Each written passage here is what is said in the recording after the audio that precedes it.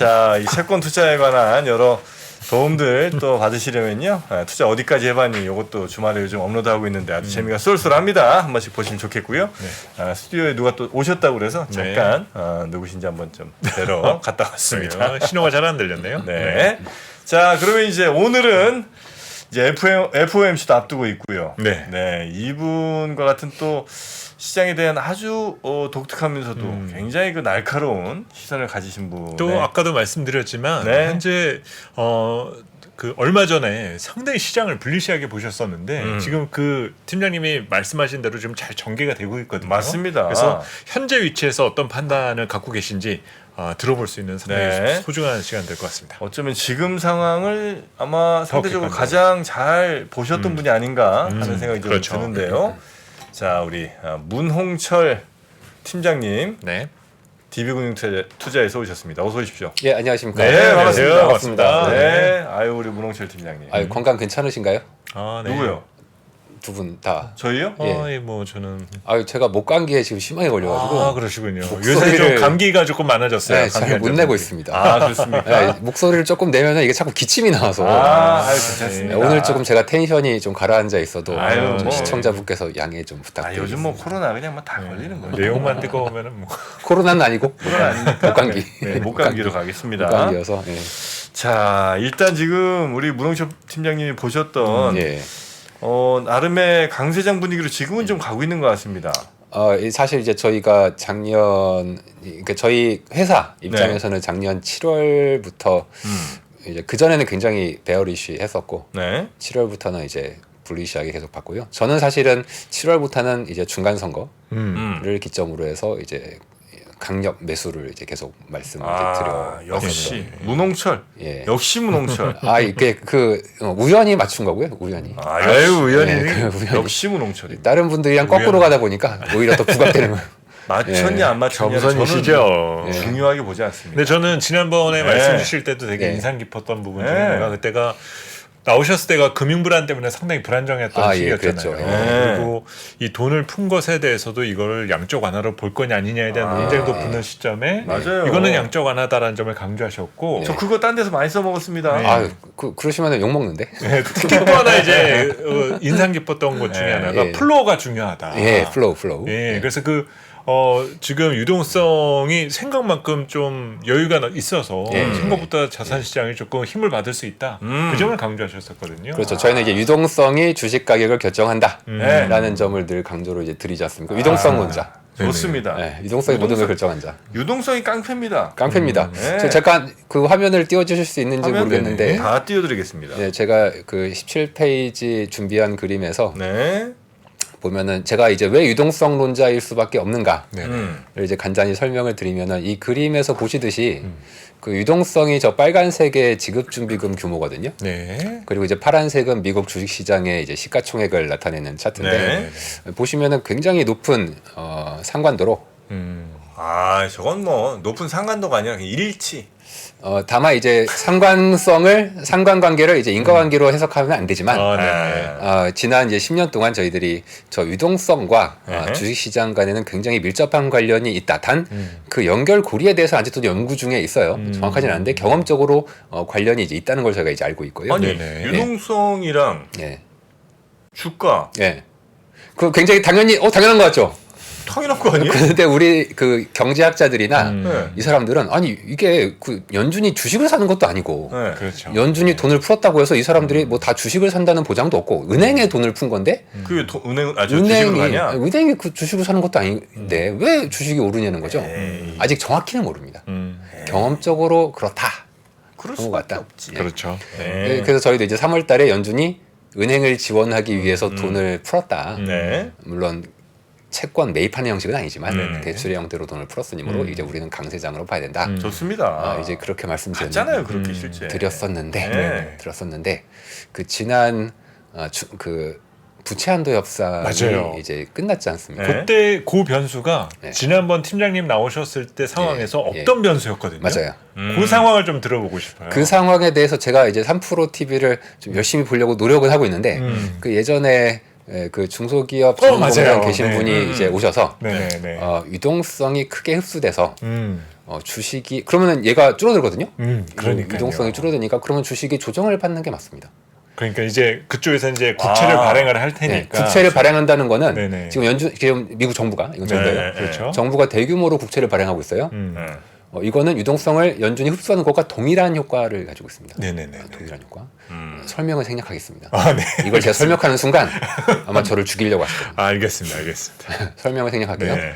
정부가 채권을 발행하는 게 시중 유동성을 흡수하는 효과가 있다. 네. 물론 정부는 나중에 다시 돈을 써요. 네. 그럼 다시 유동성이 풀리는데 네. 이게 시차가 있습니다. 아. 앞으로 한두 달 정도는 정부가 채권 발행을 많이 하게 될 거고 이것이 유동성을 흡수할 거기 때문에 네.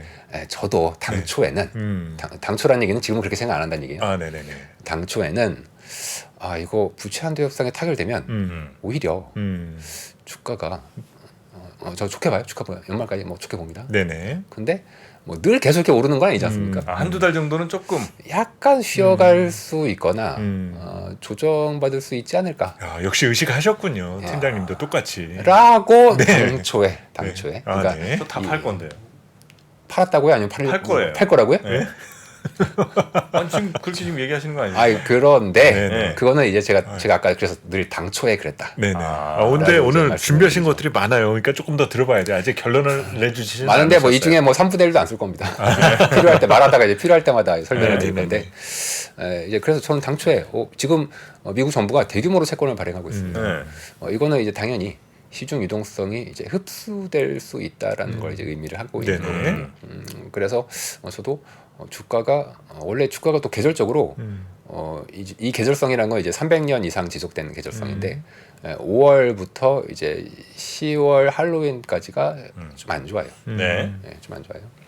그래서 뭐 타이밍도 그렇고 계절성도 좀 그렇고 주가도 많이 올랐고 약간 조정을 이 조정이라는 게 좀 말이 조심스러운데 뭐 하락일지 기간 조정일지 있을 모르겠으나 수 있다 충분히. 좀 쉴 수 있다라고 생각했는데. 원래 생각했고 내심은 좀 클 수 있다 조정폭이. 왜냐하면 그 유동성 그 흡수 규모가 꽤 큽니다. 발행 규모가 작지가 않다. 어마어마합니다. 1조 2천억 달러. 좀 작습니다. 그것보다는. 아닌가요?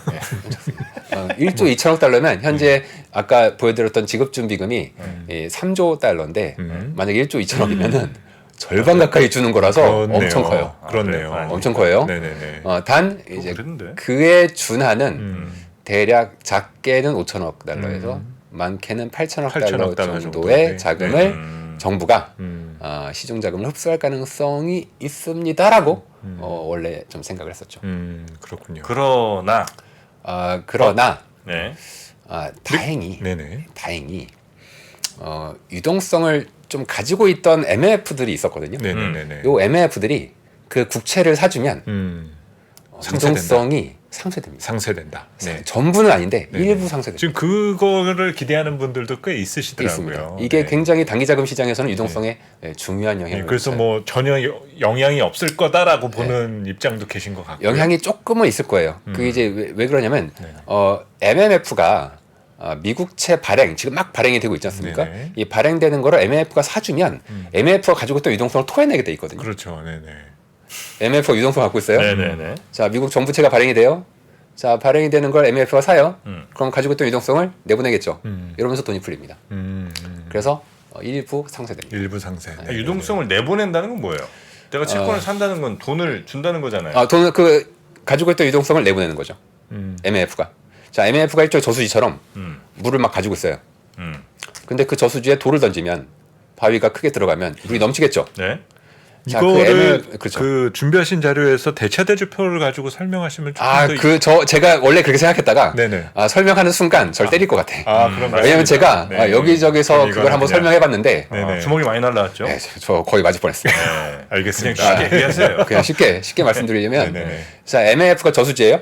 물을 가지고 있어요. 네. 거기에 거대한 바위가 들어가면 물이 흘러 넘치겠죠. 네, 그렇죠. 자, 그럼 MMF가 그 거대한 바위는 이제 미국채입니다. 미국채를 담으면 MMF가 가지고 있던 자신의 유동성을 댐을 넘겨서 풀어낼 수 있는 거죠. 그러면 유동성이 일부 나오게 됩니다. 그러니까 넘친 물이 어디 가냐면 그- 정부로 갈 거 아니에요. 그렇지 않죠. 다시 한번 제가 그죠? 지금 말씀하신 게 이제 네. 좀 정확한 지적을 하셨네. 저 놀랐습니다. 아, 저도 놀랐습니다. 내가 그럴 리가 없는데. 놀랐습니다. 아, 기침 나오려고 그러네. 네. 말씀하신 대로 네. 자, 정부가 채권을 발행해서 MF가 그 정부 채권을 사면 네. 그 MF가 갖고 있는 돈은 당연히 정부로 빠져나오는 그렇죠. 거 아니에요. 그러면은 이게 유동성이 다시 흡수되는 거 아니냐? 네. 그 말씀이시죠. 네. 자, 그런데 여기서 이제 이거를 좀 자세히 설명하기는 제가 맞을 것 같아서 주먹 날라올 것 같아서 좀 서세하고 그렇게 생각하지 말고 자, 채권을 처음에 MF가 살 수가 없습니다. 국채는 맨 처음에 국채를 발행할 때 개나 소나 가서 살 수가 없습니다. 네. 국채를 맨 처음 살 수 있는 사람은 프라이머리 딜러라는 애들만 살 수 있어요. 그러니까 쉽게 말해서 은행만 살 수 있습니다. 네네네. 은행만. 그래서 국채가 발행이 되면 맨 처음에 은행이 삽니다. 그럼 은행이 정부에 돈을 줬죠? 그건 빨려 들어갑니다. 그건 이제 흡수된 거고. 자, 그런데 은행 이 프라이머리 딜러라고 하는 은행이 가지고 있는 채권을 MF가 사게 됩니다. 그렇죠. 예. 요거는 유동성이 풀리게 그렇게 하면 상쇄가 된다. 상쇄됩니다. 요 과정이 아주 순식간에 일어나기 때문에 다시 풀게 돼 있습니다. 은행 한번 쿠션 때리고 가는 거죠? 쿠션 때리고 갑니다. MF가 직접 정부 채를 입찰할 때 할 수 없습니다. 자격이 안 돼요? 어느 나라나 그래요. 아. 어느 나라나 정부가 채권을 발행할 때 개나 소나 와서 저 살 건데요? 할 수 없습니다. PD라고 하는 프라이머리 딜러라고 하는 1차 유통업자가 반드시 인수를 먼저 하고 그거를 나눠줍니다. 아니 근데 어차피 그렇게 되더라고. 원쿠션 똑같은데 하더라도. 쿠션이 똑같죠? 쿠션이 똑같죠? 자, 이게 효과가 있습니다. 달라요. 아 그래요? MF가 직접 사는 거랑 아 그래요? 시중에서 한번 사고 가는 거랑 다릅니다. 그 돈이 그 돈 아니야? 네. 이게 양적 하나도 똑같아요. 자, 양적 하나도 연준이 정부가 입찰할 때 직접 안 사죠. 반드시 은행에 보유한 시장에서 채권을 사죠. 아니 정부가 발행할 때 사나? 은행이 갖고 있는 국채를 사나? 네. 그게 그거 아니야? 라고 생각하시죠? 네. 그런 지적이 실제 있어요. 네. 그러나 통화 경제학, 이 유통 면에선 완전히 다른 효과가 있습니다. 완전히 다른 효과. 그러면 지금 이 일이 지금 벌어질 거잖아요. 예. 그러면 국채는 발행을 이미 할 벌어지고 거고, 있습니다. 계속. 이게 또 MMF로 상세가 될지 안 될지는 이제 지켜봐야 될 부분인데 네, 지켜봐야 되죠. 이 기간 동안에 그러면 연준은 어떤 입장에서 지금 이 벌어진 상황을 바라보게 될까요? 이게 굉장히 연준이 우리가 알면서도 말 못하는 거 있지 않습니까? 네네네. 어떤 그럴 것 정치적 같아서. 입장에서 네네. 연준과 미국 정부는 미국 정부의 이러한 행동이 통화량에 영향을 미친다는 것에 대해서 알고는 있으나 말은 잘 안 합니다. 단 우리가 추정은 해볼 수 있습니다. 네. 추정은 해볼 수 있는데 네. 일부 그 FOMC 의사록을 우리가 계속 이제 보지 않습니까? 네. 그럼 그 안에서 논의가 돼요, 실제로 이 내용이. 단 어떤 주도적인 의견은 아니고 그냥 몇몇 의원이 소수의 의원이 이러한 얘기를 했다더라라고 의사록에 잠깐 나옵니다. 그 얘기는 연준 내에서도 이 얘기가 그 사람들이 몰라서 그런 건 아닌데 네. 공개적으로 얘기하기가 좀 그래. 왜 그럴까요? 왜 그러냐면 그게 궁금해요. 왜 그러냐면 이거를 인정하는 순간 정부와 중앙은행이 하나의 몸이라는 걸 인정하는 셈이 됩니다. 아 독립기관인데. 이게 굉장히 중요한 일입니다. 원래 정부와 중앙은행은 엄격히 분리돼야 되고 네. 정부는 중앙은행에게 간섭하면 안 되죠. 그렇죠. 네. 라고 교과서에도 돼 있고. 그래서 더 이제 그 상황에서 더 궁금해지는 게요. 네. 지금 자꾸 이제 6월 FMC 앞두고 이번에는 동결인데 네. 시장에서는 자꾸 이제 좀 쉬었다 다시 할 수 있어 네. 이런 얘기를 자꾸 하잖아요. 스킵론이라고 하죠. 네. 스킵. 그거가 진짜 그럴까라는 생각이 드는 거예요. 그게 현재 이제 하지 말씀하신 게 못할 것 같은데 뻥치는 거 아니 그러니까 이건 좀 표현은 그렇지만 센터장님이 말씀하시는 게 네. 그 실제 시장이 생각하는 게 말씀하신 거랑 지금 현재 똑같습니다. 그 잠깐 그 지금 그림을 잠깐 보시면은 네. 현재 연준 내부에서의 의견 변화를 간략하게 표시한 그림이 현재 보고 계신 차트인데요. 네. 이제 왼쪽은 비둘기파. 네네. 이제 금리 올리지 말자. 음. 단 그냥 안전히 멈추자. 종료파거든요. 네. 저 종료파가 파란색으로 제가 동그라미를 작게 그려놨죠. 왜냐하면 네네네. 사람이 별로 적어요? 없어요. 아직 완전 종료파를 주장하는 사람은 질문 없다. 없고 약간 저 머리 벗겨지신 분이 어허. 죄송합니다. 어허. 저분이 이제 굴수비 총재님이시라는 네. 시카고 시카고 연은의 이제 총재님이신데 머리 좀 나눠주신 분이. 네, 저분이 굉장히 그 약간 다른 얘기인데 그 미국에서 가장 섹시한 남자 14인에 한번 뽑힌 적이 있습니다. 오. 저분이? 네, 저분이 굉장히 뇌생남이시거든요. 근데 보치게 섹시하네요. 생겼었는데요. 네, 그리고 어떻게 보면은 약간 그 좀 고뇌하는 지식인의 그 상을 좀 가지고 계시고 연준 위원이 그렇게 유명한 사람이 이렇게 많아요? 가끔 그 뛰어난 학자분들 중에 연준 위원으로 가시는 경우가 있는데 이분이 그 굉장히 친민주당 성향의 경제학자이시고요. 그렇군요. 약간 연준 내에서는 신입이지만 네. 아주 경제학자로서는 굉장히 유명하신 그래요? 분이십니다. 네, 근데 지금으로서는 소수 의견인 완전 종료파.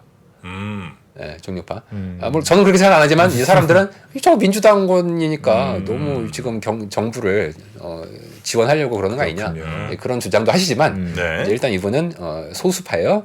그리고 제가 가운데 이제 쉬어가자파 스킵, 그러니까 건너뛴다. 이번에 사실 캐나다하고 호주가 딱 저랬죠. 그랬죠. 네. 지난주에 캐나다 중앙은행이 쉬었다가 올렸죠. 금리를 다들. 올렸는데 네네. 전에 멈췄었거든요. 그렇죠. 그래서 사람들이 깜짝 놀랐습니다. 그러니까 음. 이제 아까 센사님 얘기했듯이 아니 스킵이 어딨냐? 네. 멈출 것이지 뭐 거기서 스킵을 뭘 해? 라고 생각을 하시는 게 이제 시장의 일반적인 생각이었었습니다. 그러다가 지난주에 갑자기 캐나다가 동결하다가 금리를 올려버리니까 그때 미국 시장이 한번 깜짝 놀랐습니다.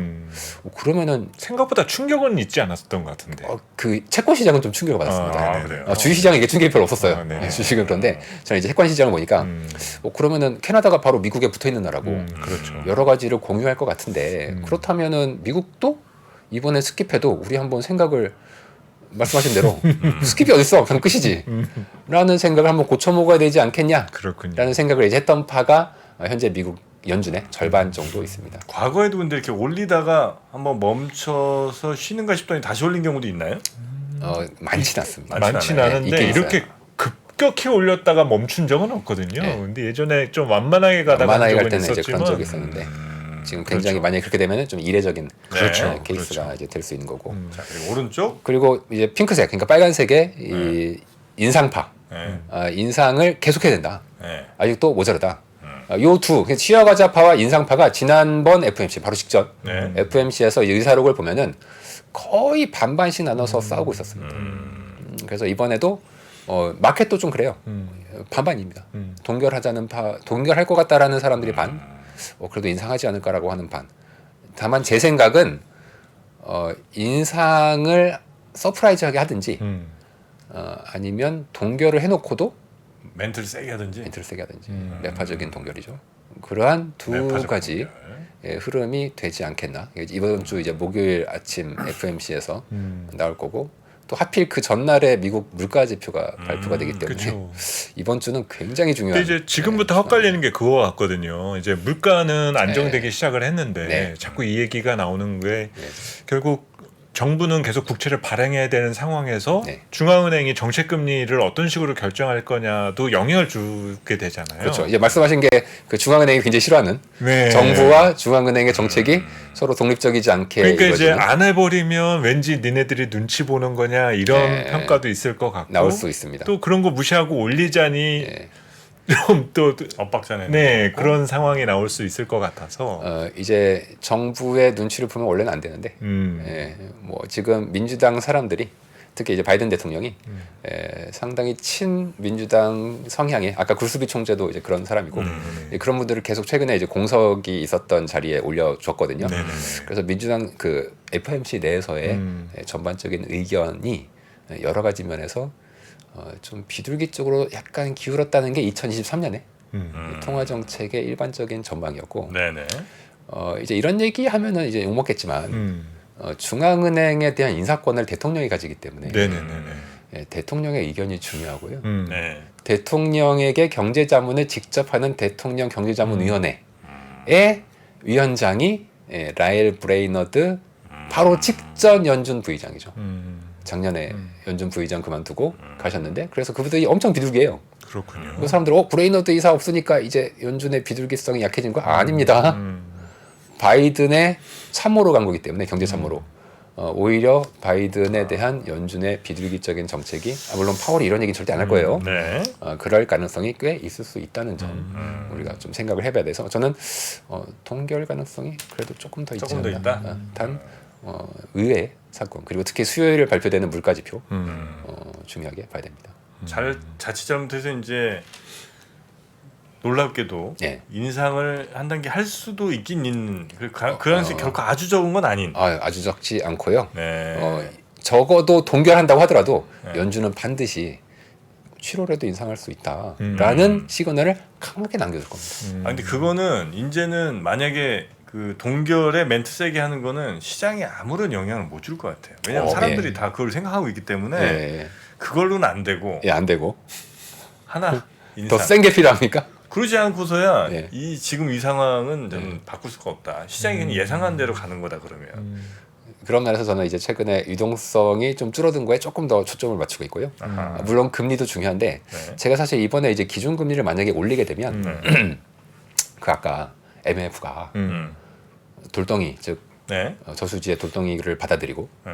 미국 정부채를 받아들이고 네, 가지고 네. 있던 유동성을 토해낸다고 얘기했잖아요. 네. 네. 자, 근데 MMF의 선택이죠, 이거는. MMF가 미국채를 살 건지 아니면 유동성을 계속 들고 있을 건지 이거는 MMF의 선택입니다. 안 사는 거 경우랑 사는 경우랑은 뭐에 의해서 갈려? 어떤 차이가 있을까요? 금리. MMF가 그러니까 예를 들어 올라가면 MMF가 사요? 금리 올라간다는 상황에? 게 역시 또 예리한 지적을 해주셨습니다. 고맙습니다. 예리한 지적을 해주셨는데 제가 이제 이게 그림이 있긴 한데 그림이 복잡해서 제가 네, 말로 네, 설명을 네. 할게요. 자, MMF는 둘 중에 하나를 먹어야 돼요. 유동성을 먹을 거냐? 네. 유동성도 금리를 줘요. 음. 유동성도 금리를 줘요. 네. 이 금리가 얼마냐면 연준의 타겟 금리 하단을 줍니다. 아 타겟 금리? 연준 지금 타겟 금리가 네. 연준이 기준금리 딱 얼마 이렇게 얘기 안 하고 5에서 5.25라고 네. 얘기하죠. 즉 범위로 주죠. 네. 네, 범위로 주는 이유가 있어요. 이유가 있는데 뭐 오늘 생략하고 네. 그럼 5에서 5.25를 주니까 범위잖아요. 네. 그럼 이게 유동성 금리란 말이에요. 네. MMF가 가지고 있는 유동성에 대해서 이 정도 금리를 주는데 네. 5에서 5.25 중에 요 하단의 금리를 5를 줍니다. 줘요? 네, 5를 줍니다. 실제는 5.04를 줘요. 근데 5라고 할게요. 네. 네, 요 하단을 줍니다. 네. 자, 트레저리 네. 미국채가 얘보다 높으면 음. 트레저리를 사겠죠. 그러니까 국채가 예, 국채가 얘보다 높으면 높으면 국채를 국채가 사겠죠. 근데 뭐 몇 년짜리인지 모르겠습니다만 단기 아주 짧은 거예요. 보통 한 달짜리. 아 그래요? 한 달짜리 짧은 거. 걔는 지금 얼마인데? 보통 그냥 얘가 기준에- 예. 아슬아슬하게 여기 같이 붙어 있습니다. 아. 약간 위에 있어요. 저는 원래는 얘가 떨어질 줄 알았어요. 그래서 그럼 MMF가 굳이 유동성을 토해내지 않잖아요. 왜냐하면 금리가 유동성이 훨씬 높으니까. 그래서 저는 애초에는 그렇게 생각했는데 제가 계속 매일매일 그 금리를 계속 보거든요. 단기물 금리. 여기서 말하는 단기물 금리라는 건 한 달 이하짜리 굉장히 초단기 금리들이에요. 요 초단기 금리들을 종류별로 타보는데 1개월짜리 요 트레저리 금리가 아까 유동성 금리보다 낮으면 MMF는 얘를 당연히 안 삽니다. 금리가 낮은데 왜 사? 네네네. 금리 높은 걸 사죠. 연준에 그냥 예치만 해도 유동성을 이렇게 네네네. 높게 주는데 얘가 충분히 올라오면 사요. 살만해. 그리고 채권 발행이 늘어나면 네. 채권 가격이 싸져야 되고 금리가 올라가야 되겠죠? 그렇죠. 그러면 더 사지. 그렇네. 싸니까. 음. 금리가 높으니까. 네. 요 메커니즘이 단순화시킨 거예요. 네. 이렇게 이제 움직여요. 자, 그런데 만약에 기준금리를 올려버리잖아요. 네. 그럼 얘 트레저리 미국채 금리가 같이 올라와야 돼요. 그런데 이게 쉽지 않아요. 여러 가지 면에서 같이 올라오기가. 기준금리를 지금 상황에 있으면 그래도 미국채를 사고 MMF가 가지고 있는 유동성을 토해낼 여지가 있어요. 커요. 네. 그 여지가 큰데 만약에 기준금리를 인상해버리잖아요. 그럼 미국채 금리가 똑같이 올라와야 되거든요. 상대적인 매력도가 떨어져요. 금리를 안 올릴 때보다. 네. 금리 매력도가. 그러면 그때는 유동성이 흡수가 될 것 같고 일부 많이 그렇게 되면 주식에 조금 부정적이죠. MMF가 안 사면 네. 딴 데들이 살 때는 있어요? 딴 데는 뭐 개인도 있고 살 때들은 보통 이제 기본적으로 은행 그러니까 이 PD들이 갖고 있잖아요. 네. 그냥 자기들이 갖고 있어도 되고 개인들이 최근에 또 많이 사고 있습니다. 작년 말부터는 아 채권을? 네, 채권을. 아 그래요? 네. 사실 오늘 퇴근길에도 지금 갑자기 비가 온다라고 그러고. 맞습니다. 예, 주말에 그래요? 예. 지금 오고 있습니다. 주말에도 갑자기 막 우박이 내리고 막 깜짝 놀랐잖아요. 대기가 불안정했잖아요. 그러니까 팀장님 생각은 올 여름이 이렇게 조금 불안정한 유동성 환경이 조금 계속될 것 같다. 부채 한도 협상의 타결이 네네네. 정말 금융시장에 좋은 재료냐? 아 네네네. 아닐 수도 있습니다. 아니, 유동성을 보면 근데 이제 그 부분은 이제 지난번에 네. 뭐 그 성 과장님이 얘기도 해주셨고 팀장님도 네. 좀 같은 말씀을 해주시는데 네. 이제 우리는 그럼 이제 알아야 되잖아요. 네. 이 현상이 자산 시장에 출렁임을 가져올 수 있게 된다라면 있죠. 사실 우리가 궁금한 거는 그게 계속되느냐와 아니면은 그 상황이 일단락될 때 신호거든요. 일단락 될 건데 네, 일단락될 때의 일단락 신호. 될 거고 일단락 되는 거는 과거에 그러니까 이제 가장 키는 뭐냐 하나만 찍어라 한 놈만 패면은 네네네. 그 미국 정부 통장의 잔고입니다. 잔고가 이 잔고가 일반 계정 그 세금을 거둘 때는 잔고가 늘어나겠죠. 네네네. 그리고 채권 발행할 때도 잔고가 늘어나겠죠. 우선 좀 그게 채워져야 된다는 채워지고 있어요. 거거든요. 이 채워지는 속도가 되게 빨라요. 음. 보통 아까 말씀드린 2달 정도는 채워져요. 이게 과거 사례가 있기 때문에 제가 이렇게 네네. 말씀드린 거예요. 그 과거 사례를 참고해 보면 대략 2달 정도는 얘가 채워집니다. 근데 그 다음에 다시 돈 쓸 거잖아요. 네네네. 다시 공무원도 월급 줘야 될 거고, 음. 사회보장 지출해야 될 거고, 그럼 돈이 다시 풀리겠죠? 그게 대략 지금이 이제 6월이니까 7, 8월 달 좀 지나면 다시 또 괜찮은 시기가 유동성이 풀리는 시기가 올 수가 있고 또 모르지 않습니까? 그때 결국은 가면 쓸 연준이 돈이니까 그거. 그리고 다 중앙 정부는 정부는 저축을 하지 않지 않습니까? 그렇죠. 네, 그래서 그렇죠. 돈을 쓸 거니까. 자, 지금까지 일단 얘기가 약간 어렵다는 분들이 몇 분 어렵죠. 계셔서 예. 조금만 풀어서 한번 정리하고 넘어가겠습니다. 좋습니다. 예, 일단 잘하시니까. 최근에 우리가 뉴스에 굉장히 많이 나왔던 게 그 부채 한도 협상이라는 네, 거. 맞아요. 미국의 여당과 야당이 서로 정부는 좀 더 써야 된다. 야당은 아예 뭔 소리냐. 세금 좀 깎으라고. 세금을 좀 더 걷어야 된다. 네. 너무 지금 돈 많이 풀려서 지금 이거 인플레 엄청난다. 이러면서 이제 서로 싸우고 있었는데 부채 한도를 협상을 이제 할 거냐 말 거냐 하다가 결국은 했어요. 그래서 이제 정부가 찍어낼 수 있는 부채를 좀 더 많이 찍어낼 수 있게 얘기는 된 거죠. 됐죠. 그러면서 이제 이제 나라 부도 안 나고 잘 됐어. 넘어갔어. 근데 이제 부채 한도란 결국 이제 나라가 발행하는 빚이 결국 이제 채권이니까 채권이죠. 그 채권이 엄청나게 찍혀서 나올 것 같은데 채권이 나온다는 거는 결국 나라가 빚을 내서 즉 돈은 땡기고 채권 발행하는 거니까 시중에 있는 돈들이 쫙 빨려 들어가지 돈 않겠느냐. 땡기니까. 돈 땡기니까. 그러면 이제 이 시중의 유동성이 줄어들면서 주식시장, 자산시장 좀 어렵지 않을까 하는 고민을 했었는데 네. 그 빨아들이는 과정이 결국은 나라가 채권 발행하면 그걸 은행이 일단은 사고 네. 그 다음에 이제 MMF라고 하는 초단기 유동성 자금들이 예. 여기서 이제 막 끌어들인다는 거죠. MF가 핵심입니다. MMF가. 유동성을 지금 안고 있는 애들. 그렇죠. 네. 근데 이제 얘네들이 만약에 국채를 쪼록 사게 되면 그나마 유동성은 덜 주는 거고.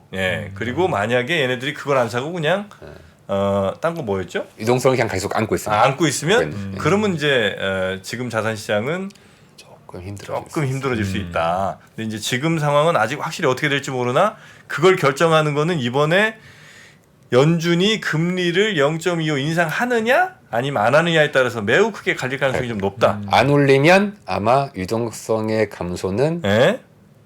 적을 것 같고요.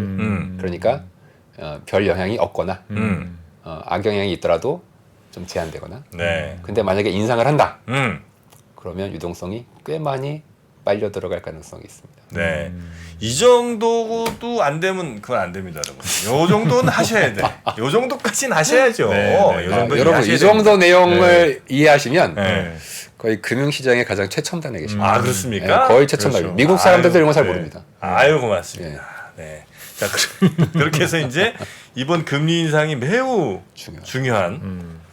그런데 이제 우리 팀장님은 아마도 금리 인상은 안 하는 쪽에 멘트는 대신 세게 나오는 쪽으로 현재는 무게중심을 두고 계시고. 그렇게 두고 있습니다. 네. 그러나 이제 미국 물가가 얼마 나오느냐에 따라서 예. 그거에 따라서 그건 또 이제 인상을 갈 수도 있고 안 할 수도 있고. 수요일 날 변수가 꽤 크죠. 하나 있다. 물가 지표. 그러니까 틀려도 사실 큰 뭐 데미지는 없으시겠네요. 제가 빠져나갈 구멍을 만들어 놓은 거죠. 불가피하게 만들어놨네요. 제가 원래 이런 비겁한 거 싫어하는데 네. 네, 뭐 이번에 어쩔 수 물가라는 없다. 게 있다 보니까 네. 저는 약간 수급의 공백기다 보니까 네.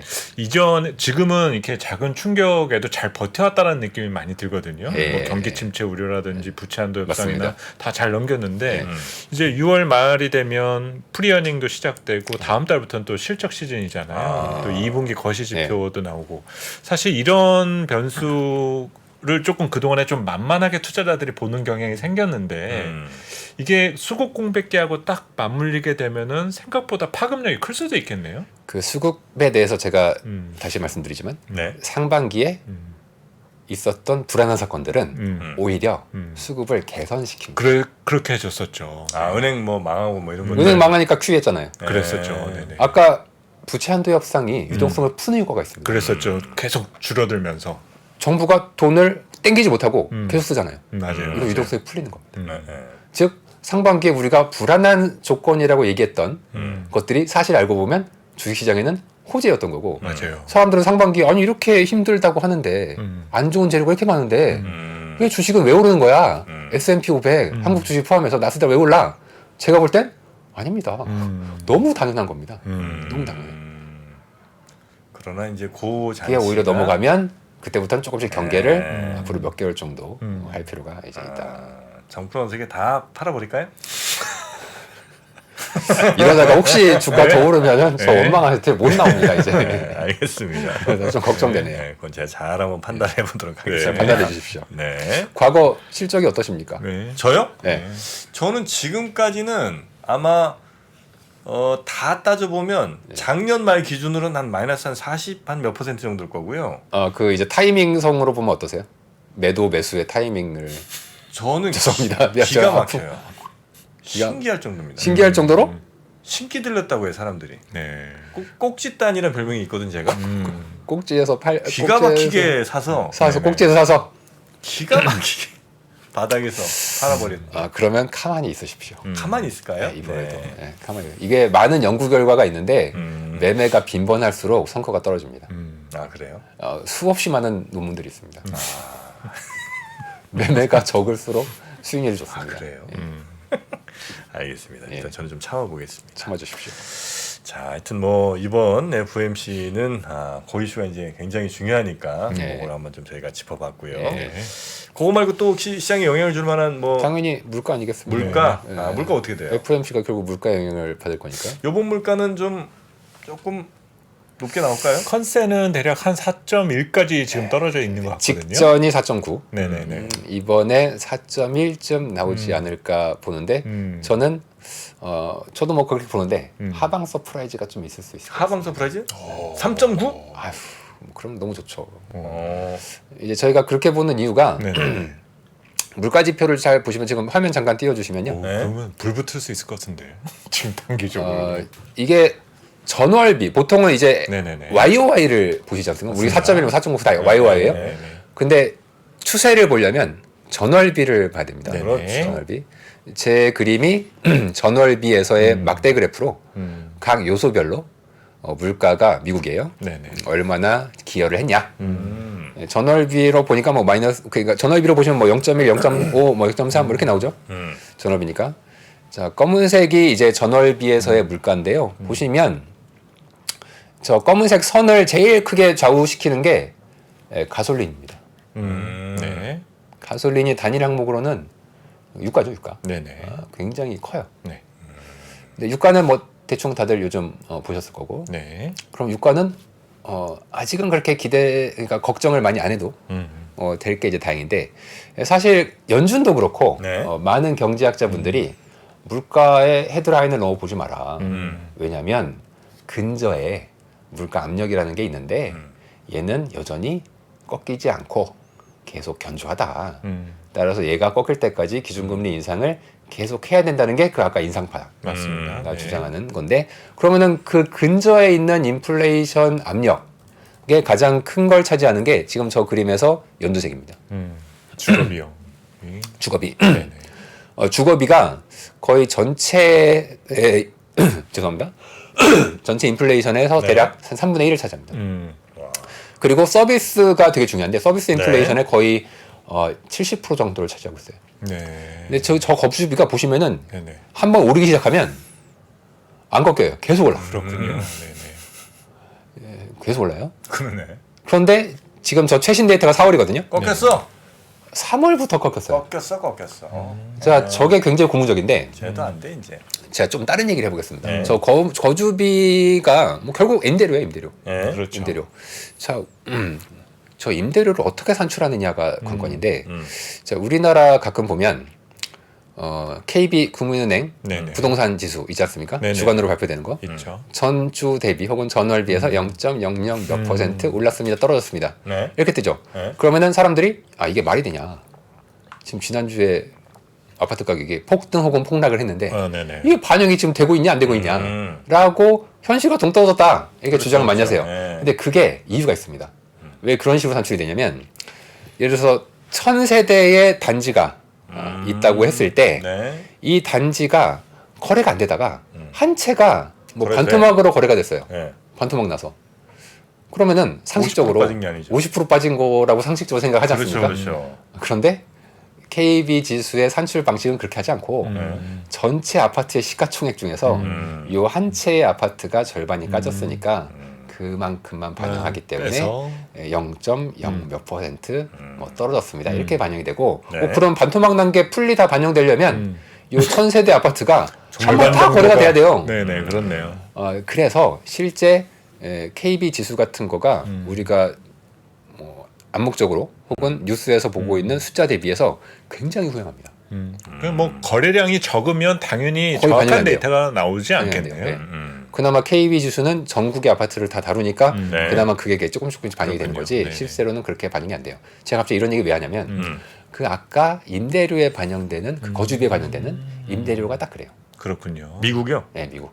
그렇게 해요, 걔네도. 걔네도 반영이 이제 어떤 식으로 돼 있냐면 신규로 거래가 되는 거주비가 있겠죠. 네네네. 렌트 신규. 그리고 그리고 재계약이나 전체 뭐. 이제 레거시라고 하는데 네, 전체 렌트 시장이 있지 않습니까?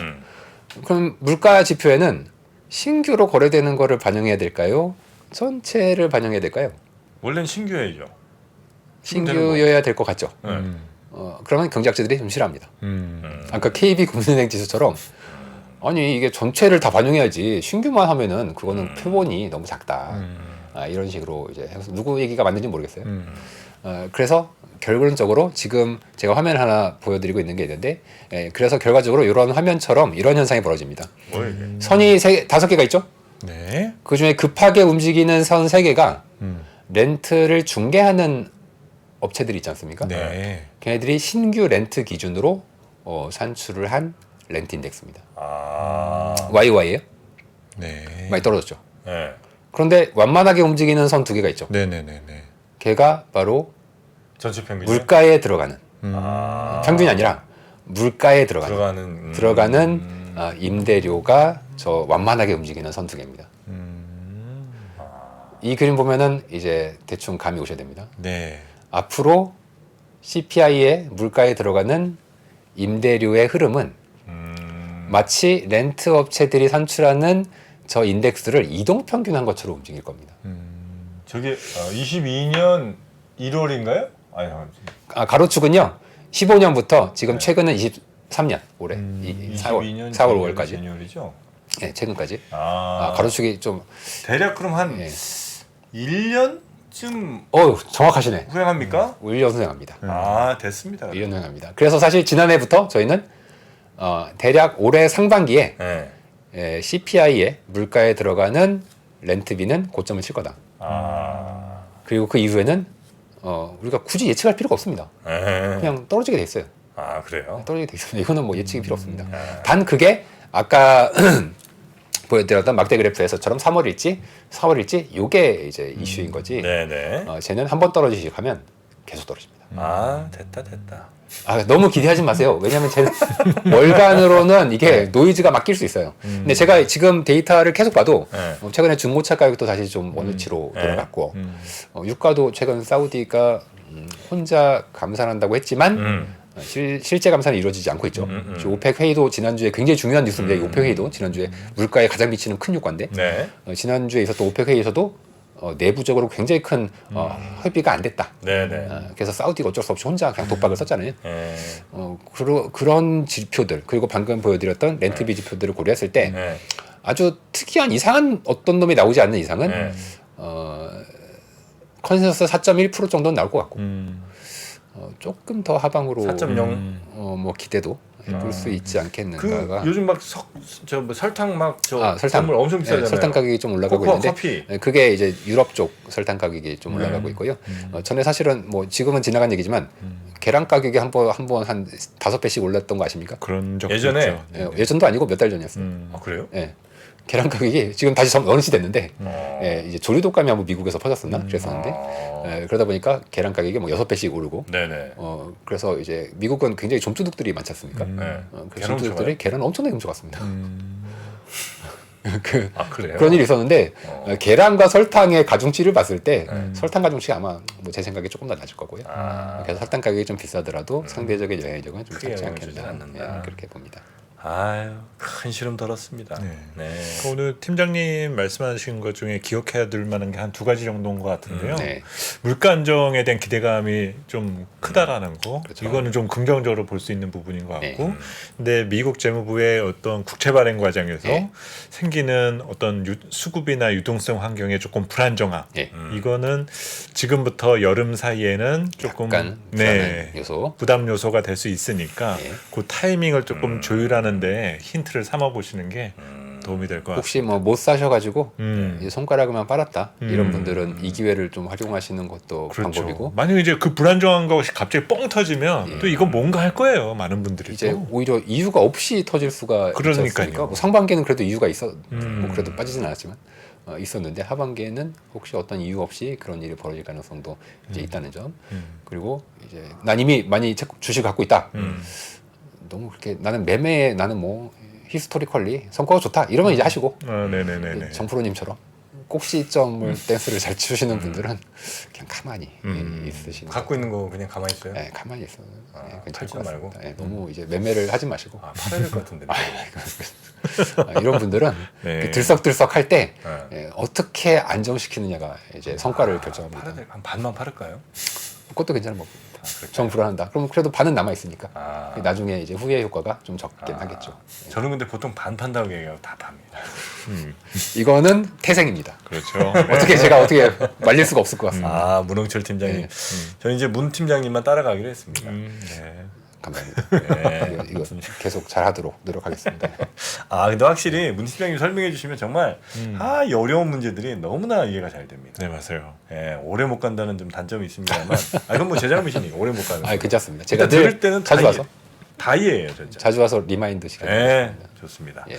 자, 오늘 문홍철 팀장님과 함께 이 어려운 이야기들 완벽하게 또 해결을 해봤고요. 네. 머지않은 날 다시 한번 모시고 아마 저 FOMC 그죠? 네. 요 끝날 때라든지 말이 그쯤에서 또 다시 한번 불러주십시오. 모시고 네, 그때 집중적으로 다시 한번 알겠습니다. 말씀 나누도록 하겠습니다. 네.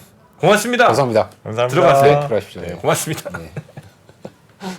시간이 흘러도 변하지 않는 여러 가지 원칙과 사고 체계는 존재하거든요. 대가들의 사고 체계, 투자 기법이 아니라 생각의 방법. 그런 거를 분해를 해서 재구성을 해서 하나의 어떤 틀로 조합을 하는 과정이 필요한 것 같다. 라쿤 자산운용 홍진채 대표의 거인의 어깨에 19년간 초과 수익을 달성한 그가 어떻게 주식 대가들의 투자법을 활용했는지 이 책에서 최초로 공개합니다.